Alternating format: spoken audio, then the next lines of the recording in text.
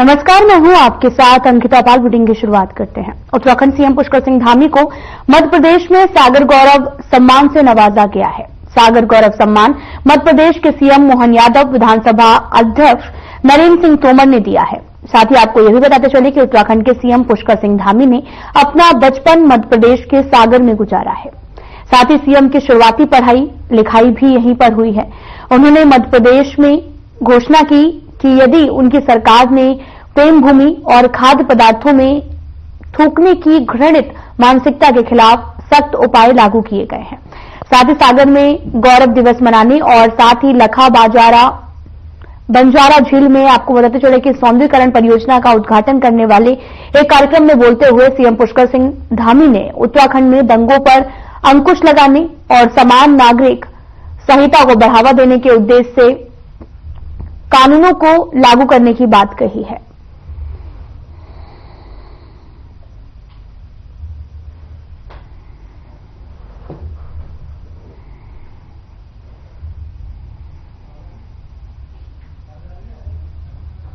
आपको बता दें कि सीएम को सम्मान दिया गया है। सीएम ने यूसीसी को बढ़ावा देने की बात भी कही है, जहां पर एक मंच पर सीएम धामी मौके पर मौजूद दिखे और साथ ही उनके साथ में कई कार्यकर्ता भी मौके पर मौजूद रहे। तस्वीरें आपको दिखा रहे हैं।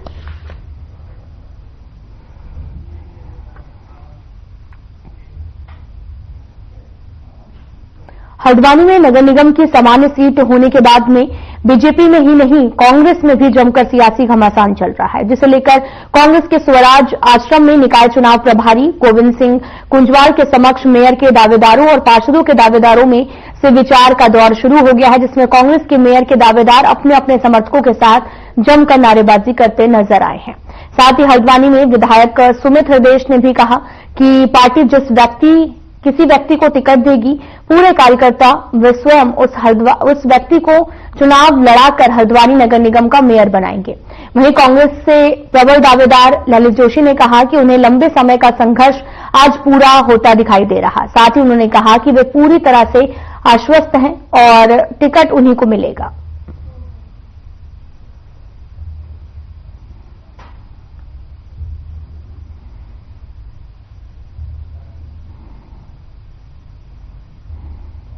मेरा पूरा जीवन यहाँ इसी शहर में बीता, सब खुली किताब है। कहा मैं छात्र संघ की राजनीति से छात्र संघ का अध्यक्ष और सचिव, उसके बाद मैंने उत्तराखंड आंदोलन से लेकर करके कांग्रेस का दामन मैंने हमेशा थामे रखा। मैं फिर कहता हूँ बहुत झंझावात ऊपर नीचे आते रहते हैं, बट मैं उन सब चीजों को भूल गया हूँ। मैं ये चाहता हूँ कि वास्तव में अगर आप अपनी साख और अपने स्वाभिमान पर अगर आप उम्मीद करते हैं कि एक ना एक दिन आपको सफलता मिले, तो आज मुझे लगता है वो सफलता जरूर मिलेगी। मुझे उम्मीद है कि मेरा जो नेतृत्व है, हमारे माननीय विधायक गण है, हमारे शहर का नेतृत्व है, हमारे प्रदेश का नेतृत्व है, हमारे जो यहाँ के प्रभारी महोदय हैं, वो सब इस बात को समझेंगे। ये मुझ जैसे एक अदना कार्यकर्ताओं को टिकट मिलता है तो न्याय जरूर करूंगा पद से। कांग्रेस में कभी भी उत्साह की कमी नहीं रही है और हम लोगों ने कभी भी उत्साह में कमी नहीं छोड़ी, कार्यों में कमी नहीं छोड़ी। सामाजिक कार्य हो, लोगों की मदद हो, हमारे कार्यकर्ता दिन प्रतिदिन हर जगह उपस्थित रहे। ये आज क्योंकि आज दावेदारी है, आज दावेदारी के अलावा कांग्रेस को एक चयन प्रक्रिया की जो हमने शुरुआत करी है और जिस तरीके से सीट में बदलाव हुआ है, मैं भाजपा के लोगों से भी कहना चाहता हूं कि एक इतने सीनियर व्यक्ति के साथ, एक ऐसे पुराने व्यक्ति के साथ जो आपकी पार्टी का अभिन्न अंग रहा है, उसके साथ जो भेदभाव हुआ है, आज मेरी सद्भावना उस व्यक्ति के साथ है। आज कहीं ना कहीं दिल से मेरे को बुरा लगा है कि ऐसे व्यक्ति के साथ ऐसा खेल हुआ। मैं जो मेरे समर्थक हैं सभी की आवाज बनकर मैं यहाँ पर आया हूँ, क्योंकि मैं अकेले नहीं, मेरे साथ पूरा जन समुदाय है जो चाहता है कि योगेश जोशी मेयर की दावेदारी करे और जीत के आए, ताकि समाज में जो एक वर्ग है जिसकी कोई सुनवाई नहीं होती है, जिसकी कोई पहचान नहीं है, जिसको जो उसका अधिकार है वो मिल नहीं पाता है, तो नगर निगम में अगर मुझे ये पद मिलता है तो कहीं ना कहीं उस समाज का हित होगा। और समाज सेवा में मैं आज 10 लोगों की सेवा कर पा रहा हूँ, कल 1000 लोगों की मैं सेवा कर पाऊंगा। इस वजह से मैंने दावेदारी की है और कहीं ना कहीं समाज हित में मैं काम करता हूँ। चाहे ब्लड बैंक हो, स्वर्गवान हो, एम्बुलेंस हो या और भी तीर्थ यात्रा हो, गौशाला हो, अनेकों हमारे क्रियाकलाप है यहाँ पर हम करते हैं। लेकिन कहीं ना कहीं साधन संसाधन की कमी होने की वजह से आज मैंने दवाईदारी पेश की है। टोटल संख्या हम नहीं बता पाएंगे क्योंकि अब अनंतम आरक्षण की सूची जो निकली है और इसलिए दोबारा से राशुमारी हो रही है, वो इसी की नहीं हो रही है। हमारे मेरे जनपद में 6 नगर निकाय, नगर पंचायत, नगर पालिका, नगर निगम के संस्थाएं हैं।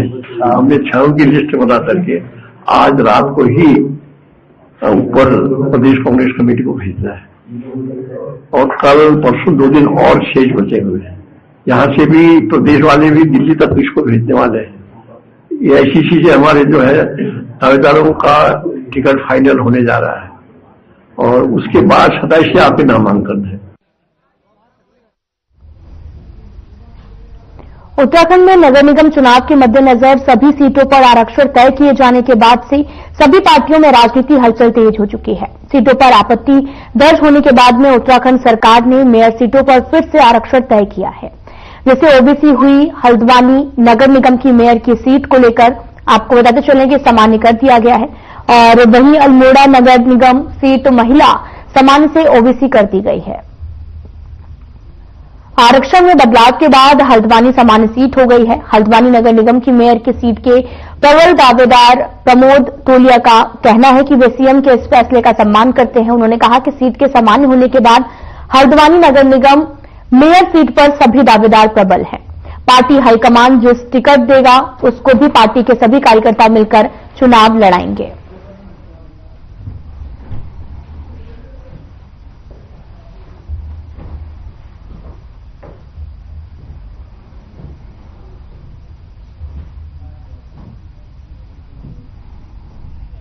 सात दिनों का सभी सीटों में आपत्ति देने का समय दिया गया था। शाम 3 बजे से देर रात तक सभी सीटों पर मंथन हुआ। उसके बाद हमारे पूरे प्रदेश में लगभग 11 नगर निगमों में से हल्द्वानी जो सीट पिछड़ी थी वो अल्मोड़ा इस समय अल्मोड़ा घोषित हो गई और श्रीनगर अनारक्षित थी वो महिला हो गई। इसी क्रम में हल्द्वानी जो आज सामान्य सीट आ चुकी है तो आज अंतिम और साथ ही साथ आचार संहिता की भी घोषणा हो चुकी है जो बहुत जल्दी चुनाव होने जा रहे हैं। 23 की डेट घोषित हुई है और लगभग 27 से 30 तक नामांकन की भी डेट आई है।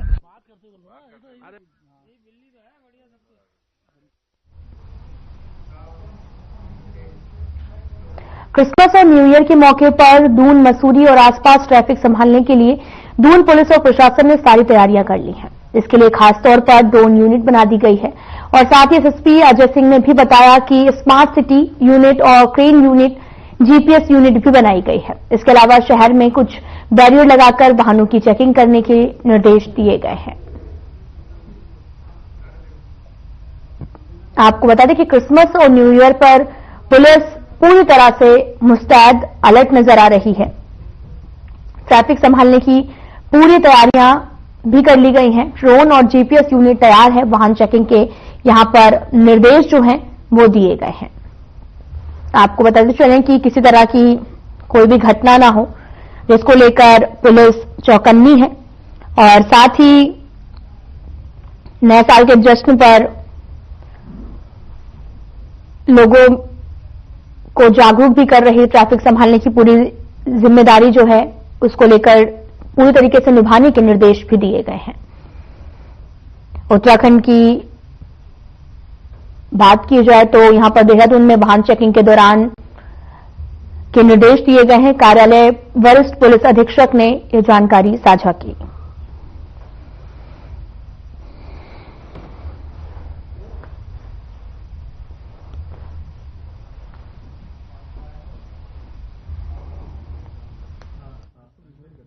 क्योंकि जिस तरह से अभी क्रिसमस का एक पर्व के रूप में लोग मनाने लगे हैं तो छुट्टियां भी होती हैं, लोग हर तरह के लोग आते हैं, साथ ही साथ नया साल भी है और उसके बाद एक वीकेंड भी लंबा है, तो इसमें काफी सारे पर्यटक जाने की उम्मीद भी है। खासकर अगर मैं देखता हूँ देहरादून में मसूरी है, ऋषिकेश है और चक्राता भी हमारा एक डेस्टिनेशन है। और खासकर माननीय मुख्यमंत्री जी का जो शीतकालीन जो डेस्टिनेशन की बात कही गई उसमें मसूरी हमारा जो फेमस एक शीतकालीन डेस्टिनेशन है। साथ ही साथ चक्राता भी बहुत ही डेवलपिंग और प्रॉस्परस जगह है जहां पर लोग घूमने पर्यटक आते हैं यहाँ पर। और जिस तरह से अभी फोरकास्ट की बात चल रही मौसम विभाग की, जिसमें एक बर्फबारी की अंदेशा भी है या मौसम के जो अनुमान है, तो पर्यटकों से ये अपील रहती है कि जब भी वो इस तरह की यात्रा पर आए तो एक बार मौसम विभाग का जरूर चेक कर ले, जिससे कि वो अपनी तैयारियों से आए। यहाँ पर तैयारी से आने से अच्छा रहेगा। और सारी व्यवस्थाएं पुलिस द्वारा इस बार और बेहतर की जा रही है, खासकर मसूरी और शीतकालीन जो डेस्टिनेशन हमारा चक्रवाता है वहां पे हमने हेल्प डेस्क भी बनाई है, जिससे कि जो हमारे टूरिस्ट आने वाले हैं उनको कोई दिक्कत भी ना आए।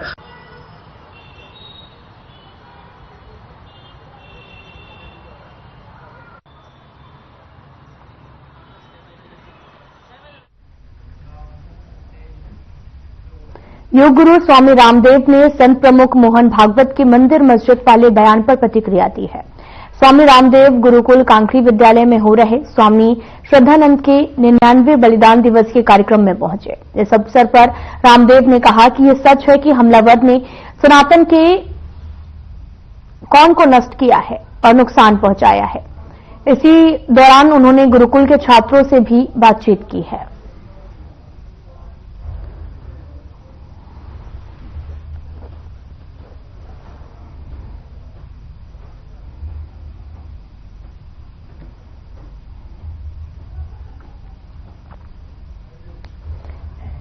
भागवत के बयान पर बयान दिया है रामदेव बाबा ने, जहां पर आपको बताते चले कि गुरुकुल के छात्रों से भी बातचीत की, जहां पर एक कार्यक्रम का आयोजन किया गया और इस दौरान भागवत के बयान पर उन्होंने प्रतिक्रिया व्यक्त की है और साथ ही छात्रों से बातचीत की है।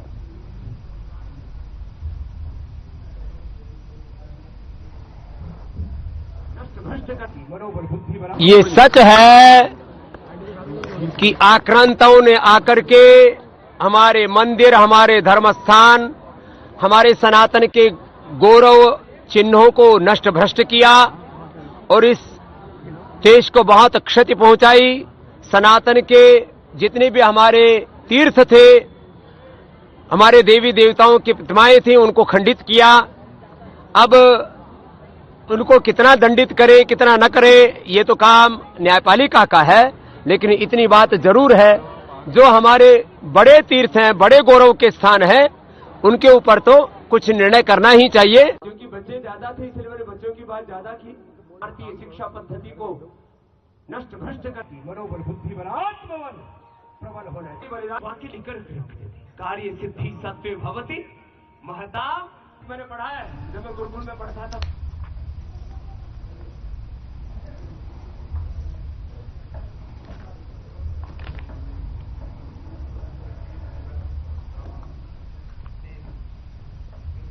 उत्तराखंड सरकार भारत रत्न पूर्व प्रधानमंत्री स्वर्गीय अटल बिहारी वाजपेयी की जन्म जयंती पर 25 दिसंबर को पूरे राज्य भर में कार्यक्रम का आयोजन करेगी।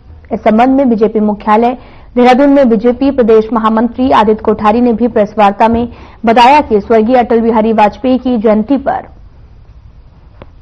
कई कार्यक्रम आयोजित किए जाएंगे और इसके तहत प्रत्येक बूथ पर गोष्ठी आयोजित की जाएगी। बूथ स्तर पर आयोजित कार्यक्रम में पार्टी कार्यकर्ता, आम जनमानस और वाजपेयी के चित्र पर पुष्पांजलि कर उनके व्यक्तित्व और कृतित्व पर चर्चा होगी।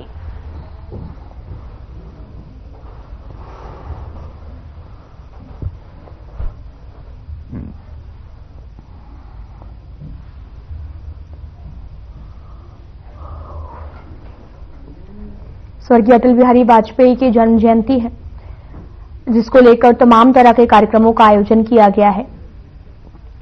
पुष्पांजलि कर उनके व्यक्तित्व पर भी चर्चा हुई है।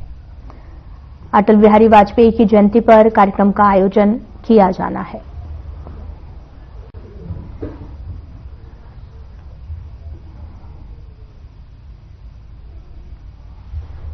आपको बताते चलें कि अटल बिहारी वाजपेयी की जयंती पर तमाम तरह के कार्यक्रम होने हैं। पूर्व प्रधानमंत्री और भारत रत्न अटल बिहारी वाजपेयी की जन्म शताब्दी वर्ष के उपलक्ष्य में तमाम तरह के कार्यक्रम भी आयोजित किए जा रहे हैं। आपको बताते चलें कि भारत रत्न अटल बिहारी वाजपेयी के जन्म शताब्दी वर्ष के उपलक्ष्य में अटल युवा महाकुंभ का उद्घाटन भी किया गया था और साथ ही आपको ये भी बताते चलें कि तमाम तरह के कार्यक्रम किए जा रहे हैं।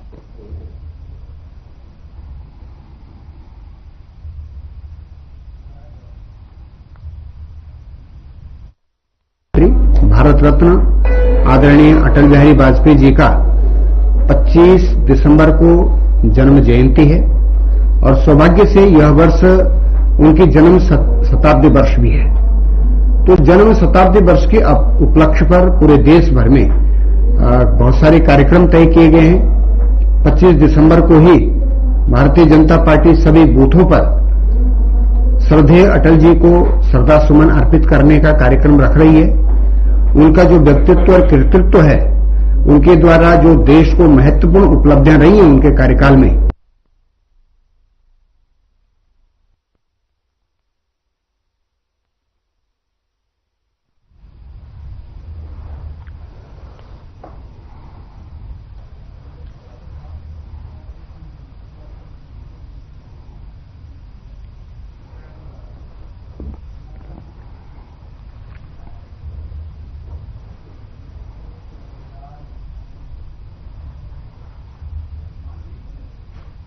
खबर खटीमा से है, जहां पर ठगी पीड़ित जमाकर्ता परिवार उधम सिंह नगर के जिला संयोजक ओएस भास्कर के नेतृत्व में एसडीएम खटीमा के माध्यम से प्रधानमंत्री को एक ज्ञापन प्रेषित कर banning of unregulated deposit scheme act 2019 लागू करने और जमाकर्ताओं और पीड़ितों की रकम वापस करने की मांग की गई है। साथ ही उन्होंने ज्ञापन के माध्यम से शासन प्रशासन एवं अन्य अधिकारियों पर विधि का पालन न करने का आरोप लगाया। ज्ञापन के मुताबिक आपको बताते चलें कि एक्ट 2019 बनाकर ठग कंपनीज और सोसाइटीज में डूबी हुई हैं। जमा राशि को पीड़ितों को 180 दिनों में जमा राशि के 2 से 3 गुना वापस दिलाने का अधिकार दिया गया था। कानून बनाकर उनका डूबा हुआ पैसा वापस करने, दोषी संचालकों को दंडित करने का विश्वास दिलाया गया था। लेकिन 5 साल बाद भी कोई उचित कार्रवाई नहीं हुई और साथ ही पीड़ितों को यह भी बताया कि लाखों लोगों की परिश्रम की जमा पूंजी सरकारी एजेंसी और ठगों के पास फंसी है, जो अभी तक वापस नहीं मिली है।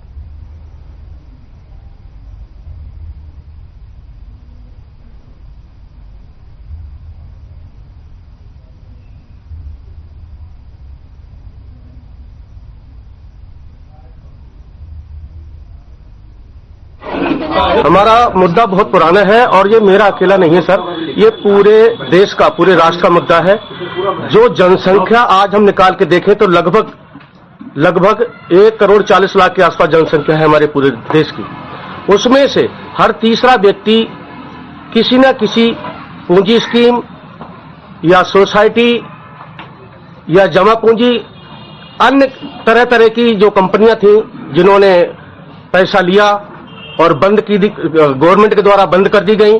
उसमें हमें 2014 में जैसे ही कंपनियां सारी बंद हुई और बंद होने के बाद में जब पूछा गया सरकार से कि ये हमारा जो पैसा है, धन है पूरे देश का, हर एक आदमी इसमें इन्वॉल्व है, वो पैसा कौन देगा? पैसा तो आया, सत्ता छोड़ो, सत्ता छोड़ो, सत्ता छोड़ो, पैसा तो आया, सत्ता छोड़ो, सत्ता छोड़ो, पैसा दो, सत्ता छोड़ो, सत्ता छोड़ो, पैसा तो आया।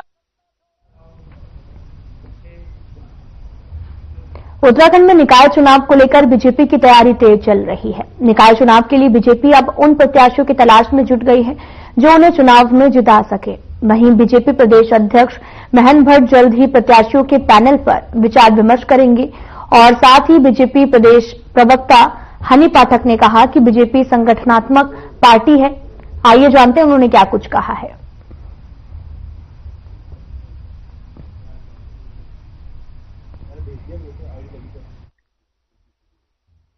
देखिए, भारतीय जनता पार्टी संगठनात्मक पार्टी है, अनुशासन वाली पार्टी है, तो हर चीज का एक तरीका होता है। हमारे भारतीय जनता पार्टी में पर्यवेक्षक तैनात होते हैं, पैनल तैयार होता है, कार्यकर्ताओं को महत्व देते हुए उनकी राय शुमारी होती है, हर जगह प्रभारी नियुक्त किए जाते हैं। तो संगठनात्मक तौर पर जो कार्यवाही हो रही है, उस कार्यवाही को देखते हुए पैनल तैयार होंगे 25-26 तारीख तक और उसके बाद ही परिणाम निकल कर आएगा कि कौन हमारा सशक्त दावेदार और मैदान में उतरेगा। और वैसे तो अभी तक सारा भारतीय जनता पार्टी का कार्यकर्ता ये सोच के चल रहा है कि हमारा प्रत्याशी निश्चित तौर पर कमल का फूल ही होगा।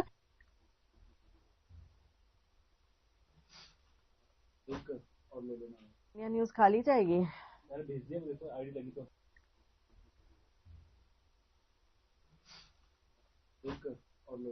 न्यूज खाली जाएगी।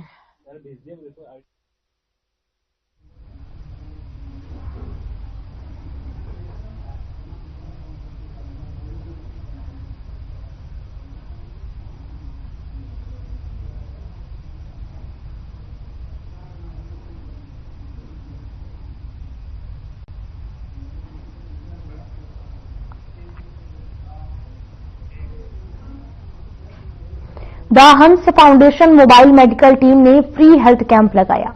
सामाजिक सुरक्षा अधिकारी सुरेश भारती और डॉक्टर रविंद्र सिंह ने कैंप में मौजूद ग्रामीणों को स्वास्थ्य सेवाओं के बारे में विस्तार से बताया है। उन्होंने उच्च रक्तचाप, मधुमेह, डेंगू, मलेरिया आदि बीमारियों के लक्षण और सावधानियों के बारे में जानकारी दी है। इसी के साथ उन्होंने व्यक्तिगत स्वच्छता, सामूहिक स्वच्छता के बारे में जागरूक किया है। आपको ये भी बता दें कि फ्री हेल्थ कैंप में 140 लोगों के स्वास्थ्य की जांच की गई, उन्हें फ्री में दवाइयां दी गई हैं।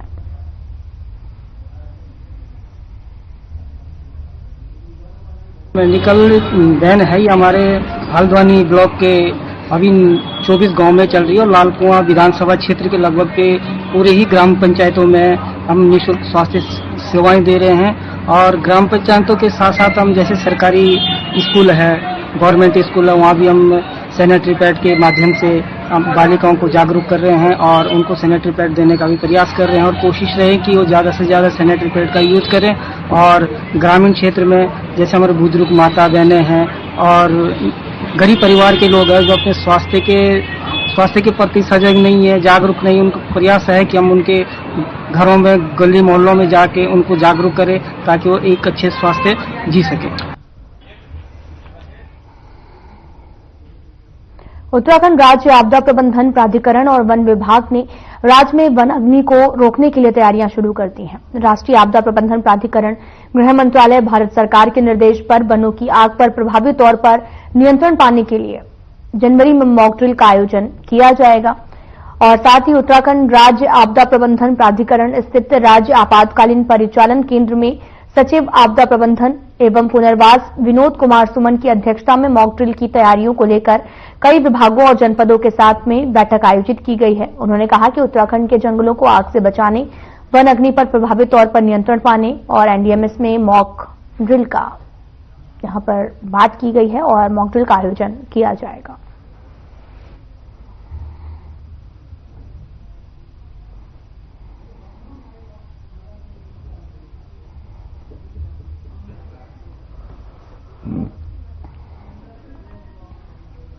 उत्तराखंड पावर कॉर्पोरेशन लिमिटेड की ओर से सौर ऊर्जा को बढ़ावा देने का निरंतर प्रयास किया जा रहा। विभाग की कोशिश है कि देश के सर्वश्रेष्ठ राज्य में आए और साथ ही यूपीसीएल के प्रबंध निदेशक अनिल कुमार ने बताया कि उत्तराखंड में 12 महीने सौर ऊर्जा का उपयोग किया जा सकता है। विभाग की कोशिश है कि सौर ऊर्जा के मामले में उत्तराखंड देश में पहला राज्य बने। विभाग ने भी इस साल का 100% टारगेट पूरा कर लिया है। उनकी कोशिश है कि अगले साल में 150% टारगेट को पूरा किया जाए। उन्होंने बताया कि विभाग की ओर से जल्द सब्सिडी दिए जाने के साथ ही अन्य कार्यों को तेज गति से पूरा किया जा सकेगा। सीएम पुष्कर सिंह धामी की ओर से सौर ऊर्जा को स्वरोजगार से जोड़ने का लक्ष्य दिया गया है, जिसके लिए विभाग कार्य कर रहा है। देखिए, हम लोग चाह रहे हैं कि हम लोग इस देश में सर्वप्रथम स्थान पर आए और हमारे यहाँ सौर ऊर्जा का दोहन मैक्सिमम जितना भी पॉसिबल है उसका किया जा सके। जैसा कि आप सब लोगों को मालूम है कि ठंड में भी हमारे यहाँ सूर्य का उदय होता है, फॉग का असर कम रहता है, तो साल भर हमारे यहाँ सोलर एनर्जी का दोहन हो सकता है। हम लोगों का प्रयास यही है कि जो राष्ट्रीय टारगेट वीडियो में इतना ही। नमस्कार।